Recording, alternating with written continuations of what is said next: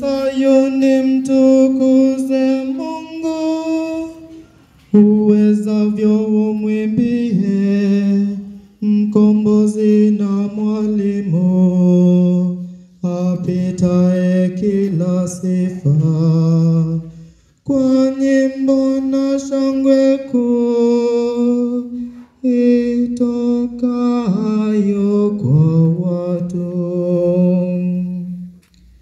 Nia yetu ya kukusifu, lishe hili walipewa, hasa mkate mtakatifu, wale 12 uletao uzima, karamuni mwa mwisho. Shangilio la rohoni, lipendeze liwe zuri, sifa tele livune, ipeleo siku kubwa, kwa ukumbusho la kuwekwa kwanza ile karamu.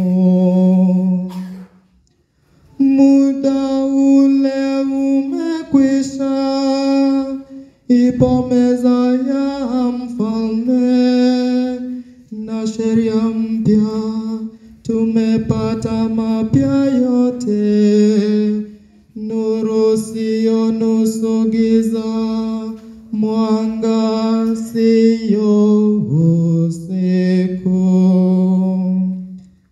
Tendo lake karamuni, Kristo ametuamuru tutende, tumkumbuke, tuafuata amri yake, tukitoa sadaka kwa mkate na divai. Mkate wageuka mwili, na divai ikawa damu, kanuni kwa Wakristo. Uelewi huioni kweli hiyo, ukubali, maana ni muujiza mkuu.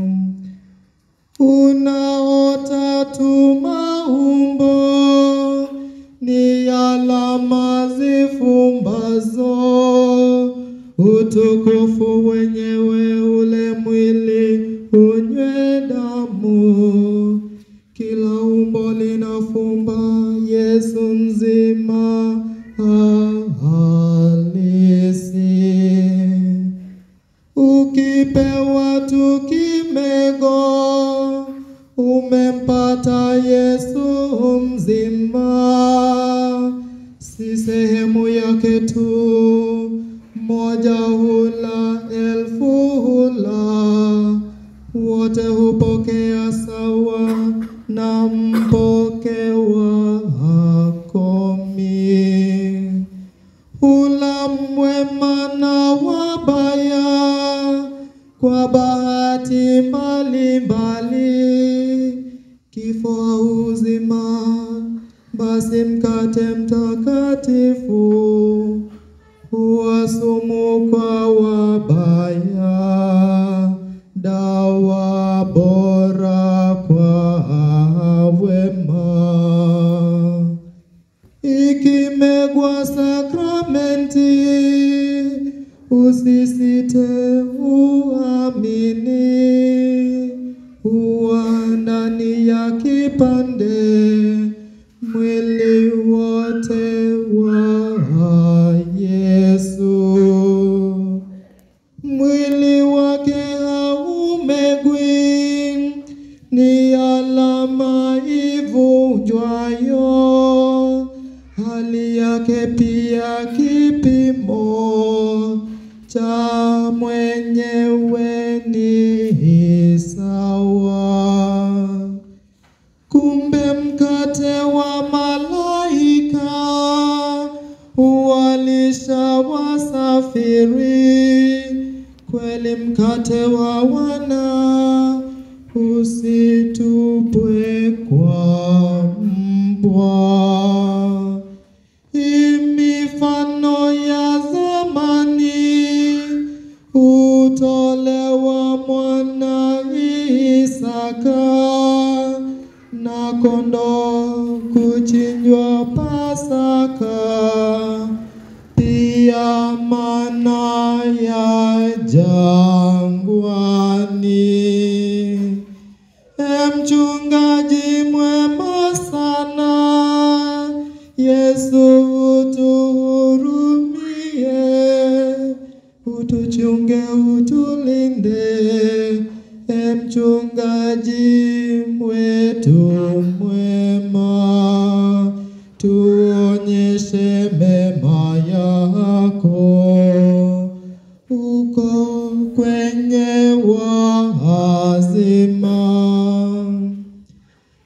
Mchungaji wetu mwema, Mwenyezi na mjuaji, mwenye kutuchunga hapa, tujalie pia huko, tushiriki meza moja na raia wa mbinguni. Amina.